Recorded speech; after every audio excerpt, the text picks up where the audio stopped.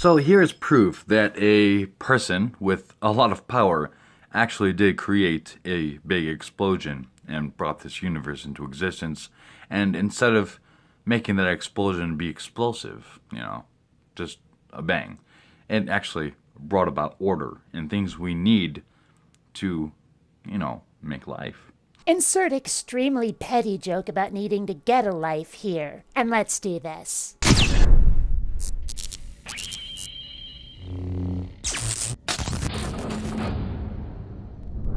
Greetings, fellow space travelers. BionicDance here. Okay, first order of business. Vertical video? That's a paddlin'. You takes your phone, you turns it like this. Got it? Next. The Big Bang wasn't a bang, it was an expansion. The term was originally used to be dismissive, but it gained popularity over the years and now people just say it. An order comes from chaos because chaos cannot continue forever. Things cool, motion slows, everything settles, no intelligent intervention required. Now, here's the thing. Nothing is actually alive in this universe. Nothing is alive. Matter and energy is not alive. It's not life. It does not provide for you life like food does. Food helps sustain life, as fuel sustains a fire. The problem is that he's thinking of life, as many people do unfortunately, as a thing, as if it were something special. He says it, that matter is not life, but life is a quality, an attribute, a state of being. Matter and energy are alive because they exhibit certain properties and behaviors. That's it.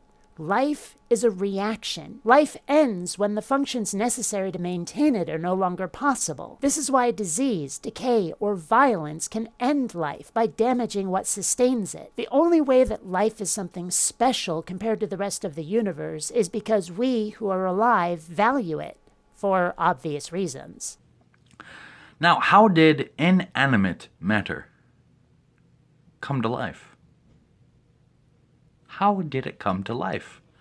If there's life within it, then it's not matter. It's something else. Why is he pronouncing matter like Kent Hovind? Did anybody else hear that shit? These three, time, space, and matter, is called a time-space-matter continuum. Seriously, dude, not the role model you want to be following. But again, he talks about matter having life within it, as if it's something infused, some magical property that makes inanimate matter get up and walk around. What I've noticed among theists, especially Christians, is that their ego simply won't allow them to consider the idea that they're not somehow magical, special beings, better than mere animals, better than mere matter. Their self-worth takes a hit if they ever have to accept that they are mundane, ordinary. Life came about magically, through matter or whatever. It just appeared. That's the theory, right? Atheists? Wait. He thinks that atheists are the ones who say that life came about by magic. Has he paid any attention to secular discussions on the origin of life? The problem is in our definitions of life, because they are clearly not the same between atheist and theist. If you talk to a scientist, life is a system of nucleic acids and proteins which interact in ways which allow the structure to grow and reproduce.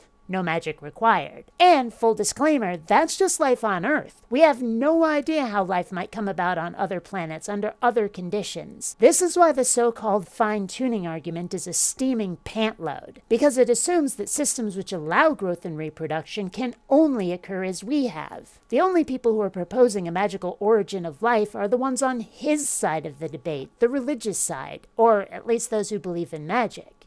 So, how did that happen?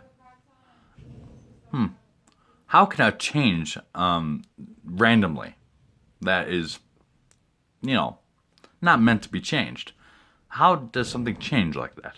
And this is another trope you'll find from theists, the idea that life came about randomly, that evolutionary mutation was all by chance. They never come right out and say it, but the implication has always been that, if unguided by intelligence, anything that happens is by luck alone, pure chance. The evidence would suggest otherwise. When one looks at the systems by which the universe behaves, we see no need for intelligent guidance for the regularity we observe. There are just a lot of if this, then then that patterns. Under conditions A, we see behavior 1. Under conditions B, we see behavior 2. Under conditions A and B, we see behavior 1.5. And so on. No intelligence required. Where is the randomness? Where is the intelligent guidance? Again, this seems to be a problem of admitting that one might be ordinary instead of specially created. See, now, the only explanation you can actually think of is, well, a person with power.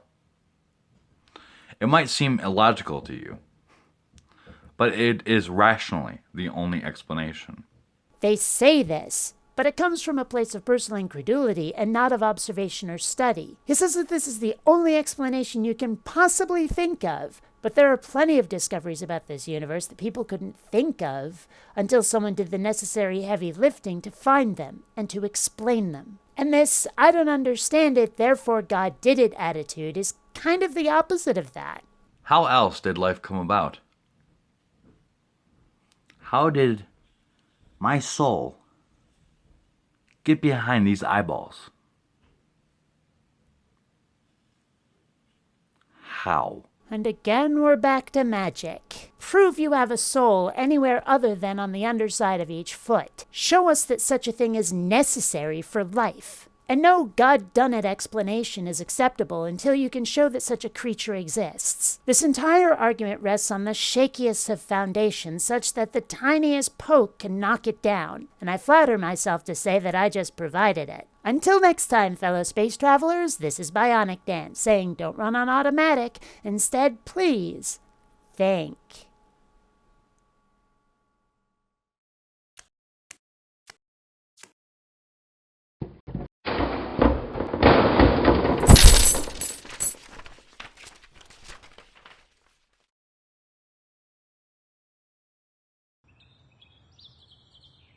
Not rating and subscribing has been found to cause obesity, acne, and male pattern baldness in laboratory rats. Yeah, whatever.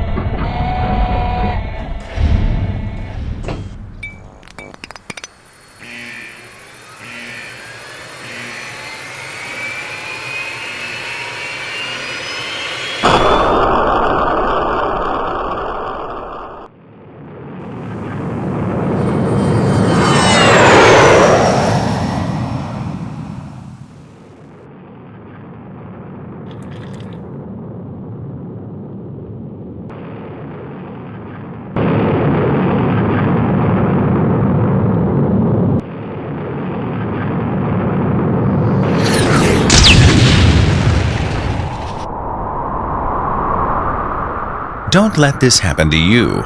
Be sure to rate and subscribe.